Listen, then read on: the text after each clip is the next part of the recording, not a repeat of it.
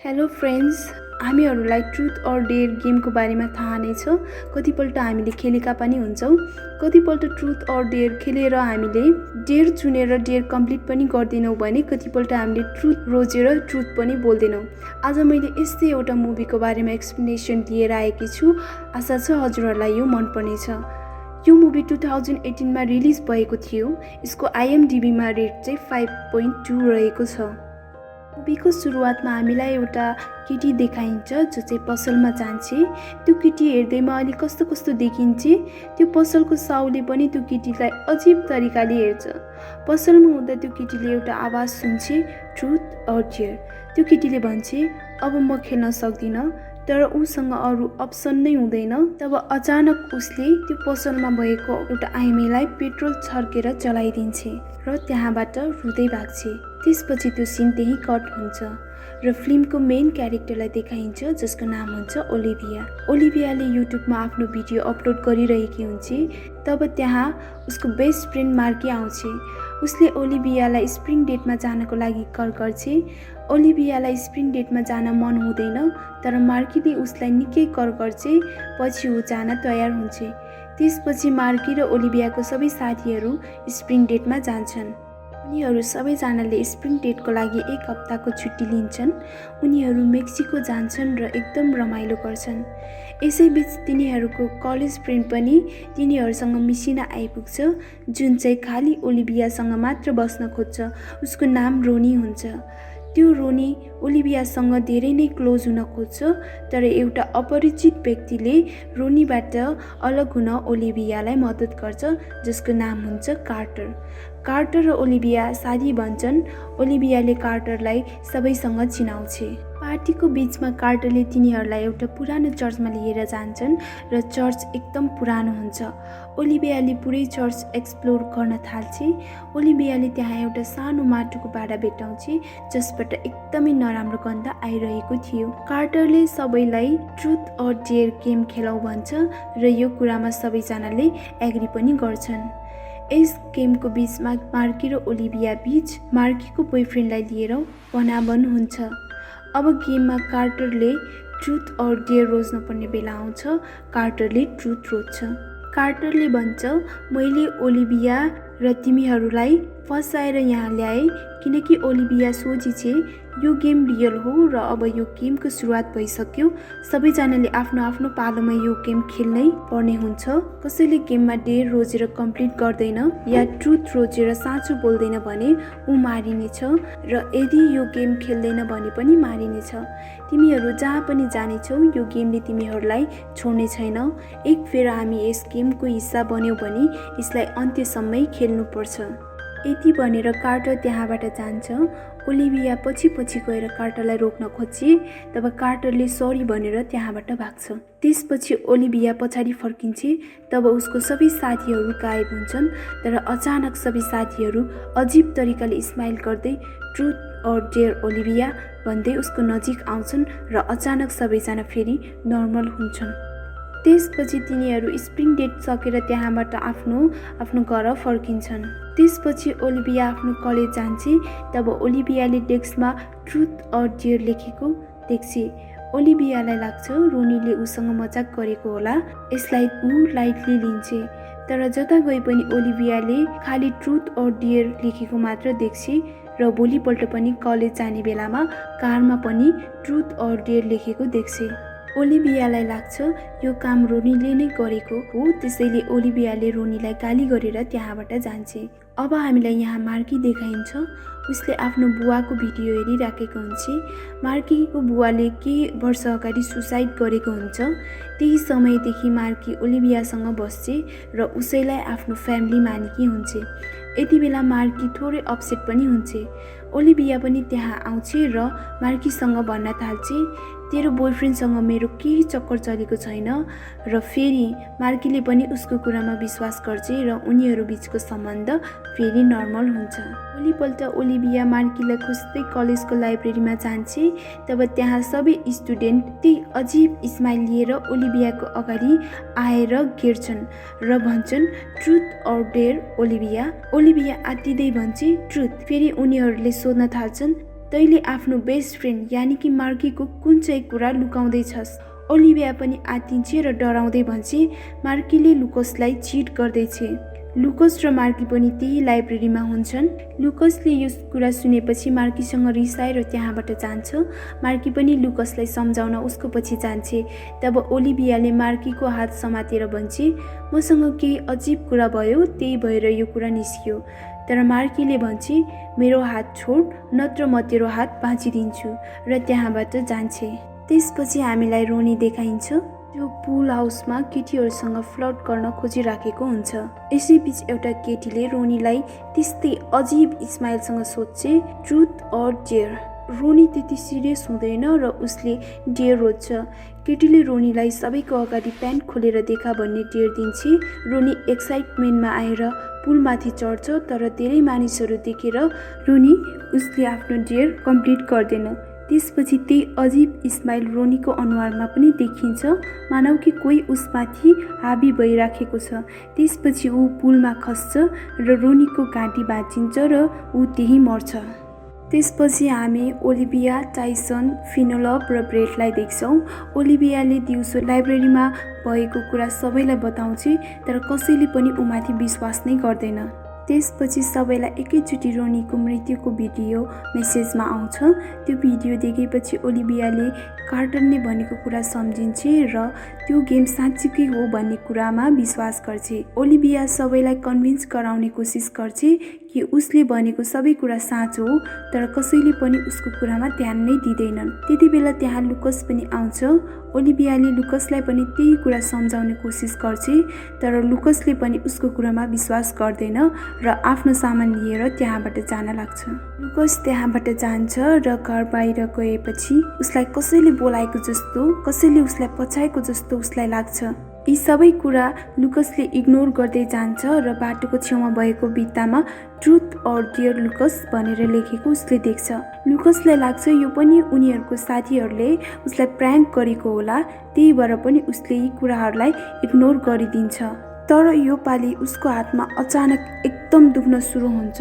उसले आफ्नो हातमा हेर्दा उसको हातमा पनि ट्रुथ अर डेयर भनेर लेखिएको देख्छ र अब लुकसले पनि बुझ्छ कि यो साँच्चीकैमा असली गेम हो। यसपछि लुकसले ओलिभियालाई फोन गर्छ र भन्छ तैँले साँच्चै बोलिराखेको थिइस्, मैले पनि अब महसुस गर्दैछु, मेरो हातमा भर्खरै ट्रुथ अर डेयर भनेर लेखिएको थियो। ओलिभियाले सोचे कि तैँले त्यसको जवाफ दिइस्। लुकसले जवाफमा भन्छ मलाई पहिल्यैबाट ओलिभियाको लागि मनमा फिलिङ्स थियो, यानि कि लुकसले ट्रुथ रोजेको थियो र यो क्वेसन पनि गेमकै एउटा पार्ट थियो। यसपछि ओलिभियाले उनीहरूको ट्रिपको एउटा पिक्चर हेर्छे। उसले केही बुझ्छे।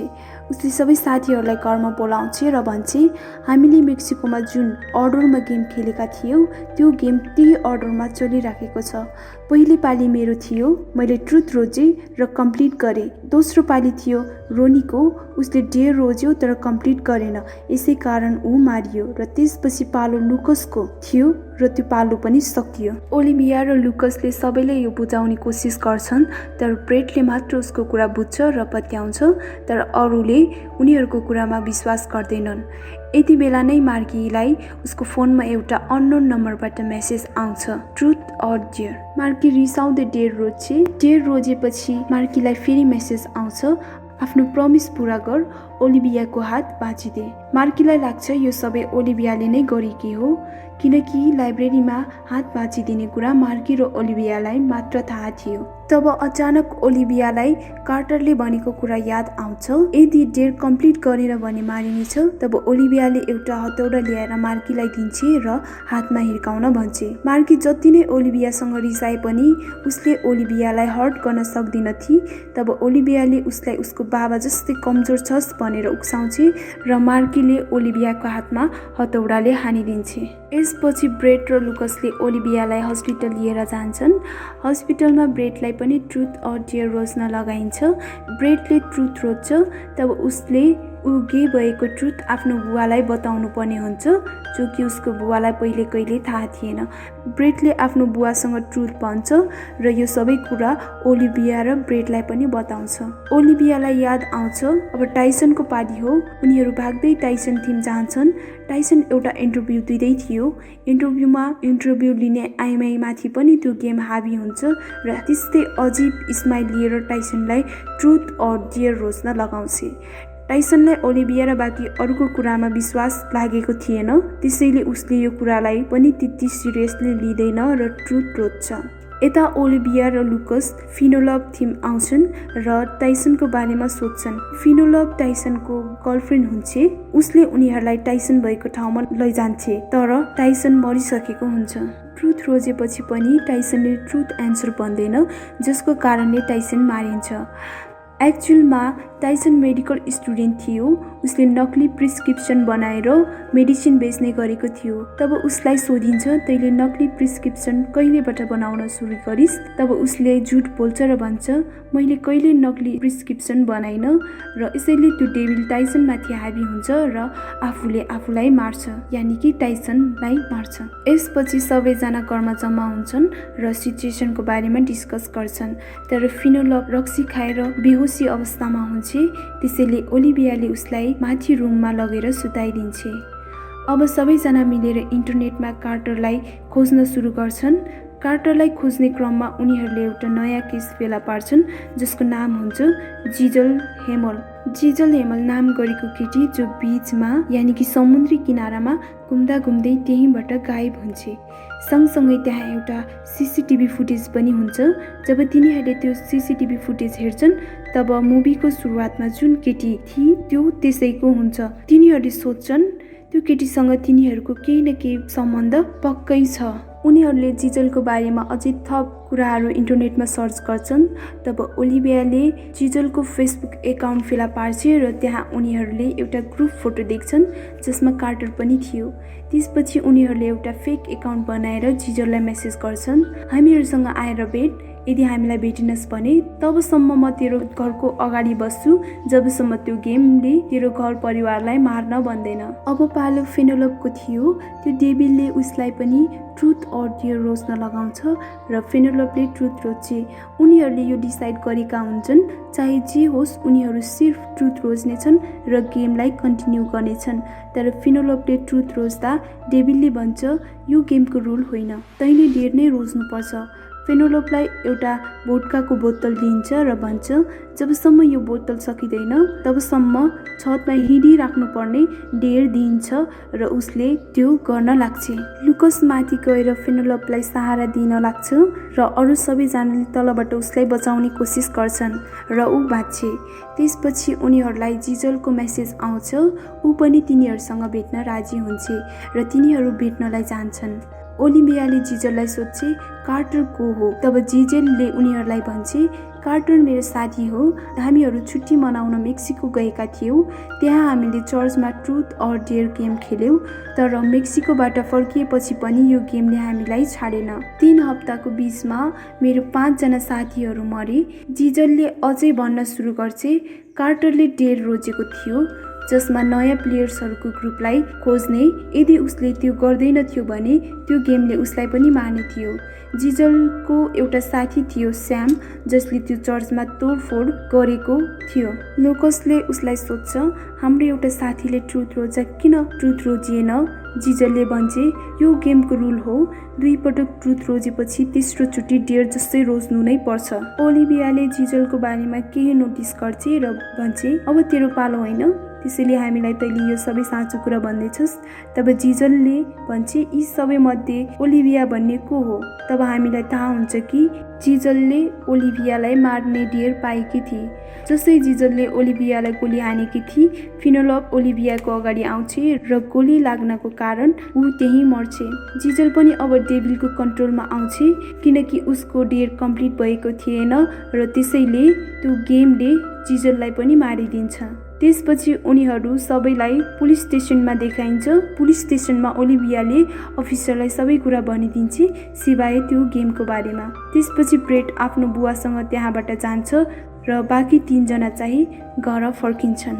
मार्की र लुकसले त्यो चर्चको बारेमा थप केही क्लु भेटाउँछन् र देख्छन् कुनै जमानामा त्यहाँ मानिसहरूको हत्या भएको थियो र त्यो हत्यामा एउटै मात्र महिला बचेकी थिए। त्यहाँ त्यस महिलाको नाम र एड्रेस पनि दिएको हुन्छ। यो फोटोलाई ओलिभियाले पहिले पनि देखेकी हुन्छ जब तिनीहरू पहिलोपल्ट चर्चमा कार्टरसँग गएका थिए। त्यो फोटोमा जुन नन थिए ती बाँचेकी महिला तिनै थिइन्। तिनको नाम थियो इनेस रे।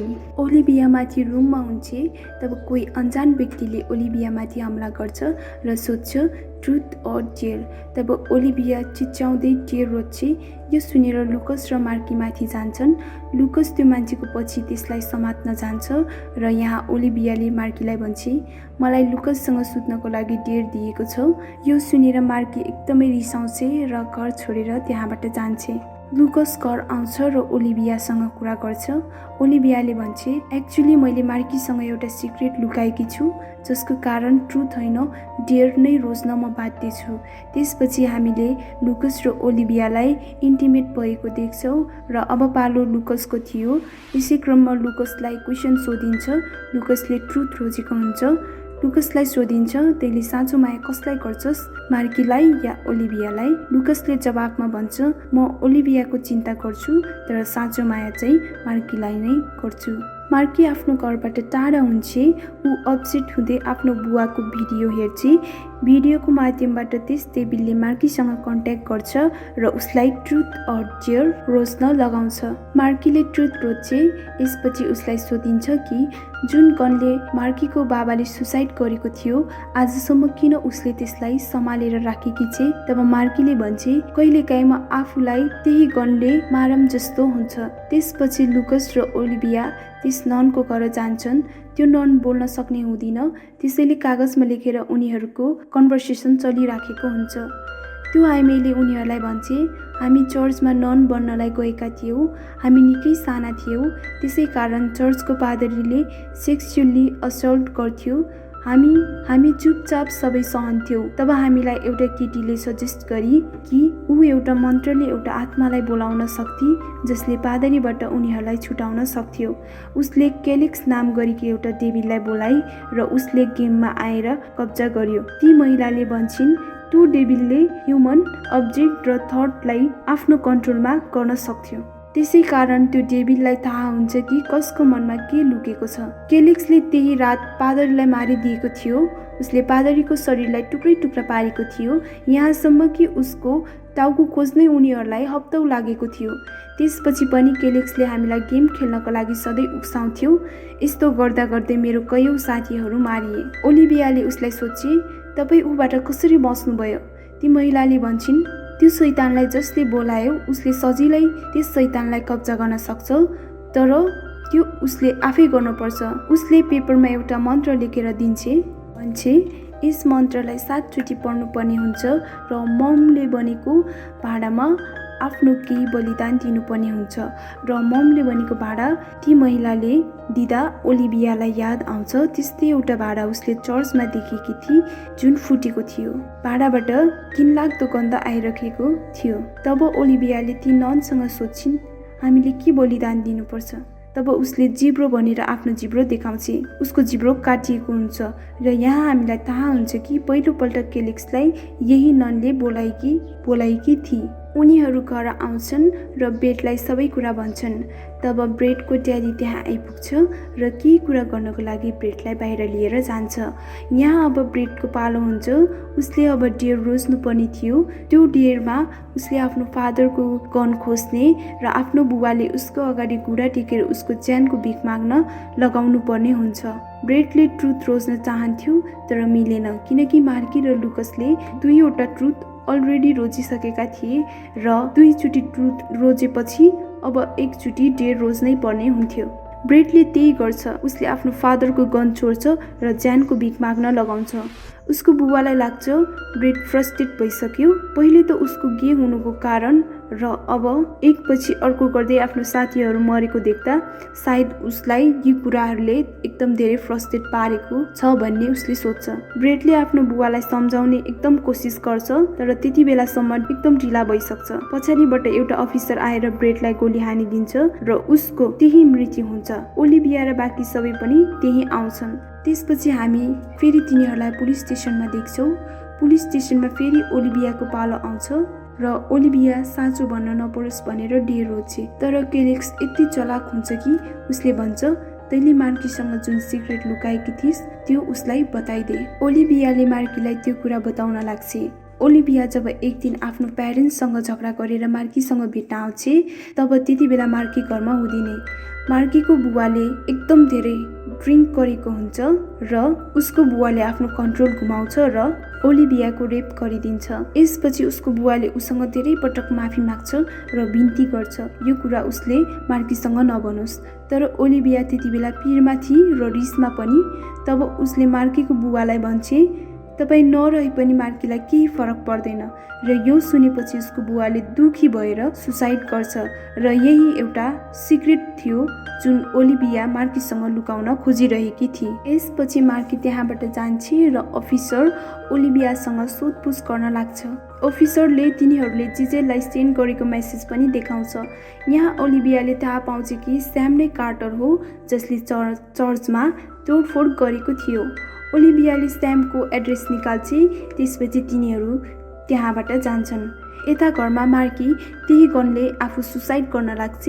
तब त्यहाँ ओलिभिया पुग्छ र मार्कीलाई सम्झाउँछ र यसपछि यिनीहरू स्याम यानि कि कार्टरको घर जान्छन्। स्यामले आफूलाई एउटा रुममा बन्द गरेर राखेको हुन्छ। उसले आफूलाई बाहिरी दुनियाँको कन्ट्याक्टबाट टाढा राखेको हुन्छ। तिनीहरूले स्यामको ढोकालाई जबरजस्ती फुटाएर घरभित्र पस्छन् र यसपछि स्यामलाई तिनीहरूसँग चर्चमा जानको लागि भन्छन्। स्यामलाई लाग्छ यो पनि गेमकै पार्ट हो। यिनीहरूले आफ्नो डेट कम्प्लिट गर्नको लागि मलाई यो कोठाबाट बाहिर निकाल्दैछन्। स्याम तिनीहरूसँग जान मान्दैन र त्यहाँ तिनीहरूको झगडा हुन्छ। ओलिभियाले स्यामको टाउकोमा बन्दुक ताक्छ र जबरजस्ती स्यामलाई तिनीहरूसँग लिएर जान्छन्। त्यसपछि तिनीहरू स्यामलाई लिएर चर्चमा जान्छन् र स्यामलाई त्यो मन्त्र 7 पल्ट पढ र जिब्रो काटेर त्यो ममको भाँडामा हाल भनेर ओलिभियाले भन्छ। जसै स्यामले मन्त्र पढ्न सुरु गर्छ त्यो चर्च भत्किन सुरु हुन्छ। 3 पल्ट मन्त्र पढेपछि लुकस त्यहाँबाट जान लाग्छ किनकि उसले ओलिभिया र मार्की बीच कोही एकलाई रोज्ने डेर पाएको थियो र एकलाई लुकसले मारिदियोस्। यसैले लुकस गुड बाई भनेर त्यहाँबाट जान्छ। यता स्यामले मन्त्र पढिसक्छ र ओलिभियाले भन्छ अब तेरो जिब्रो काटेर त्यो भाँडामा राख। लुकससँग डेभीले चिट गर्छ र उसलाई आफ्नो कन्ट्रोलमा लिएर ओलिभियालाई मार्न आउँछ किनकि डेभीलाई थाहा थियो कि एकचोटि यो विधि पुरा भयो र यदि ऊ कैद भयो भने वर्षौंसम्म फेरि कैद नै भएर बस्नु पर्थ्यो। ओलिभिया र मार्की मिलेर लुकसलाई समाति राख्छन्।